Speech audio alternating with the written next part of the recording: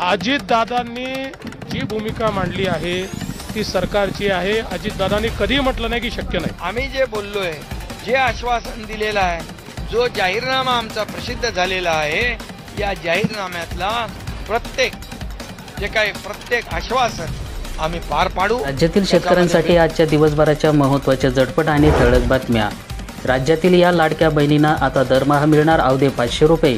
आयकर विभागाकडील माहितीवरून घटणार महिला लाभार्थ्यांची संख्या। किमान 3 वर्षे शेतकरी कर्जमाफी देणं अशक्य। उपमुख्यमंत्री अजित पवार यांची बारामतीमधून मोठी घोषणा। 1.25 लाख शेतकऱ्यांना आता पीक विमा वाटपास सुरुवात। वैयक्तिक नुकसानीचा पीक विम्यासाठी प्रतीक्षाच। पहिल्या टप्प्यामध्ये 43 कोटी 34 लाख रुपये मंजूर। पहिल्या टप्प्या हंगामातील प्रतिकूल परिस्थितीसाठी तालुकानिहाय विमा शेतकऱ्यांना मिळणार। 283 शेतकरी उत्पादक कंपन्याचा प्रकल्प अद्यावर। कंपन्याच्या संचालकांचा सिबिल स्कोअर चांगला नसल्याचं कारण। महसूल विभागाची शेतकऱ्यांसाठी जिवंत सातबारा मोहीम एप्रिलपासून सुरू होणार। सोयगावचे नायब तहसीलदार संभाजी देशमुख यांची माहिती। वेळ खाऊ आणि खर्चिक प्रक्रिया होणार आता सुलभ। शेतकऱ्यांना कर्जमाफी नाहीच, अजित पवारांना केले हातवर। उपमुख्यमंत्री म्हणाले, आम्हाला राज्यातील 13 कोटी जनतेचा विचार करावा लागतो। मुख्यमंत्री फडणवीस म्हणाले, कर्जमाफी भविष्यात शक्य नाही असे ते म्हणाले आहेत। शेतकऱ्यांना यंदा आणि पुढील वर्षी कर्जमाफी मिळणार नाही असे उपमुख्यमंत्री अजित पवार यांच्या विधानावरून स्पष्ट झाल्याने आता या मुद्द्यावर राजकारण चांगलंच तापलेलं आहे। विरोधकांची महायुती सरकारवर हल्लाबोल केला। महायुतीनं विधानसभा निवडणुकीच्या वेळी जाहीरनाम्यामध्ये शेतकऱ्यांची कर्जमाफी आश्वासन दिले होते। महायुती जाहीरनाम्यामध्ये शेतकऱ्यांना कर्जमाफी करण्याचं आश्वासन दिले होते, मात्र किती मर्यादापर्यंत कर्जमाफी करणार हे स्पष्ट केलेले नव्हते। महायुतीच्या नेत्यांना राज्यभर सभा घेताना कर्जमाफीचा शब्द दिला होता, मात्र आता अजित पवार यांच्या विधानाने लगेच कर्जमाफी मिळणार नसल्याचं स्पष्ट झाले। धोक्याची घंटा धरणात केवळ 30%च पाणी तर बीड जिल्ह्यात टंचाई। तापमान वाढल्याचा प्रकल्प तळला। भाव पडल्याने कांदा उत्पादक शेतकरी मोटाकोटीला आले। इंधन मजुरी मशागत खर्चात दुपटीने वाढ, शेतकरी मोठ्या संकटात। अंबादास दानवे यांनी जाणून घेतल्या शेतकऱ्यांच्या समस्या। मांजरी येथे विविध गावातील शेतकऱ्यांच्या समस्या जाणून घेताना विरोधी पक्षनेते अंबादास दानवे। 14 गावामधील शेतकऱ्यांचं अखेर 63 कोटी रुपयांचं कर्ज माफ। आनंद वार्ता। रामकृष्ण गोदावरी उपसंचा जलसिंचन योजना 30 वर्षांनंतर उतरला शेतकऱ्यांच्या डोक्यावरचा बोजा। वैजापूर येथील बहुचर्चित रामकृष्ण गोदावरी उपसा जलसिंचन योजनेची 63 कोटी 67 लाख रुपयांची कर्जाची रक्कम शासनाने सहकार आयुक्तालयामार्फत जिल्हा बँकेला धनादेशद्वारे नुकतेच प्रदान केल्याने तालुक्यातील 14 गावातील 2117 शेतकऱ्यांना खऱ्या अर्थाने कर्जमुक्ती मिळाली आहे, तर जिल्हा बँकेने यापूर्वीच या संदर्भातील 145 कोटी रुपयांची कर्जमाफीची घोषणा केली होती। मार्च एंडला वीज महावितरणचं चांगभलं 28 कोटी रुपयांची वसुली। थकबाकीचा डोंगर कमी होईना, 113% वसुली। 12 महिने सातत्याची गरज।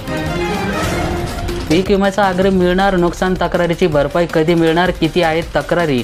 परभणी जिल्ह्यातील शेतकऱ्यांना मंजूर झालेला पीक विमा अग्रिम रकमेचा तिढा आता सुटणार असल्याचं चिन्ह आहे, तर पीक विमा कंपनीला प्रीमियमची रक्कम मिळाल्याने शेतकऱ्यांच्या खात्यावर अग्रिम टाकावे लागत आहे। मात्र ज्या शेतकऱ्यांना नुकसानीची तक्रार केली आहे त्यांचा काय असा प्रश्न उपस्थित केला जात आहे। धाराशिवचा कायापालट करणाऱ्या प्रकल्पांना मुख्यमंत्र्यांचं पाठबळ। तुळजापूर नरीमध्ये आज सत्कार। आमदार राणा जगसिंह पाटील यांना दिली माहिती। उन्हाळ्यामध्ये टमाट्याचे होते चिखल, सरासरी 400 रुपये प्रति क्विंटल पर्यंत भाव। बाजारामध्ये आवक वाढल्यामुळे किरकोळ बाजारामध्ये 5 ते 10 रुपये किलोपर्यंत टमाट्याला भाव मिळत आहे। नियमित कर्ज फेडणाऱ्या शेतकऱ्यांकडून वसुली। जिल्हा बँकांच्या निर्णयामुळे शेतकऱ्यांमध्ये नाराजी।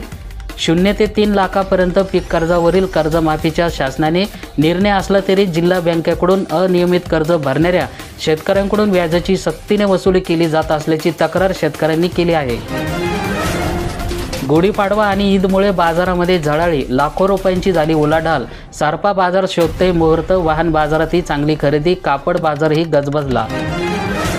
1.5 लाख रुपये दिले तरी शेतात कामासाठी सालगाडी मिळेना। बळीराजाची अडचण, मोफत अन्न सुरक्षा योजना, लाडकी बहीण योजनेचा मोठा परिणाम। 2,2500 कोटींचा पीक विमा होणार वितरित, कंपन्या हिश्शेपोटी 2,852 कोटी रुपये देण्यास सरकारची मंजुरी।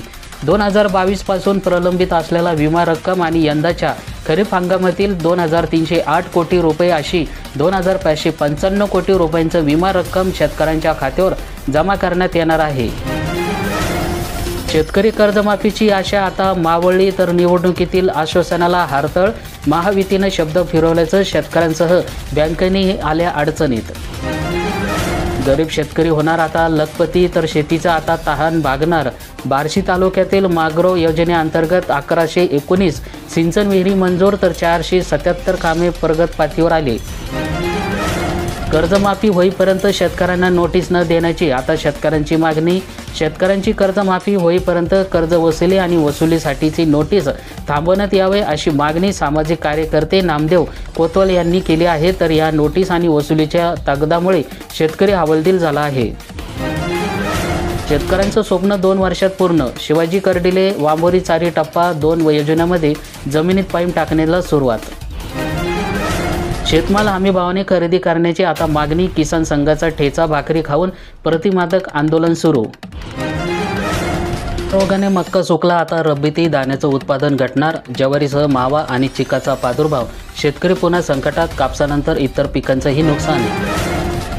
शेतकऱ्यांसाठी आता खुशखबर. पीक विम्याचे 335 कोटी रुपये आले. राज्याचा हिस्साची रक्कम वर्ग अग्रिम मिळवण्याचा अडथळा दूर झाला. 180 दिवसानंतर विलंब शेतकऱ्यांच्या खात्यावर कधी येणार?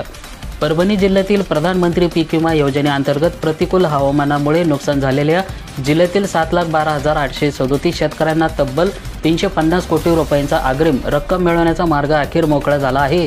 राज्य शासनाने आपल्या हिस्साची रक्कम विमा कंपनीकडे वर्ग केली असून आता कंपनीने शेतकऱ्यांना तातडीने अग्रिम रक्कम वितरित करावी अशी मागणी जोर धरू लागलेली आहे. घंटानादरा परिसरातील उन्हाळी ज्वारी बाजरीचं पीक बहरले. सिल्लोड तालुक्यातील गतवर्षीपेक्षा 5% फेरा वाढला. जिवंत सातबारा मोहिमेचा शेतकऱ्यांना कसा मिळणार लाभ? महसूल प्रशासनाची योजना गावागावात केली जाणार, आता जनजागृती. कर्जमाफी विसरा, आता थेट बँकांच्या नोटिसा देणं आता तत्काळ थांबवा. शेतकऱ्यांची मागणी. शेतकरी मोठ्या संकटात.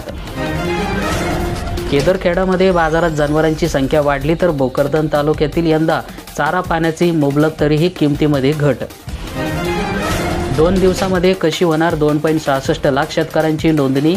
ॲग्रीस्टॉकसाठी 30 मार्च डेडलाईन. तर योजनेचा लाभ मिळवण्यासाठी आवश्यक. गुढीपाडवा तोंडावर सालदार मिळेना, आता शेतीमालकावरच आली सालदाराची वेळ. तब्बल 19,000 रेशन कार्ड धारकांचं मोफत धान्य बंद होण्याची शक्यता. बोदवड तालुक्यातील अनेकांचे रेशन कार्ड आधाराशी लिंक करणे बाकी. वीज बिल भरलेत का? 8,500 ग्राहकांचा वीज पुरवठा खंडित. 190 कोटी थकले. केवळ 4 दिवस शिल्लक. वीज बिल भरून सहकार्य करण्याचं केलं आव्हान.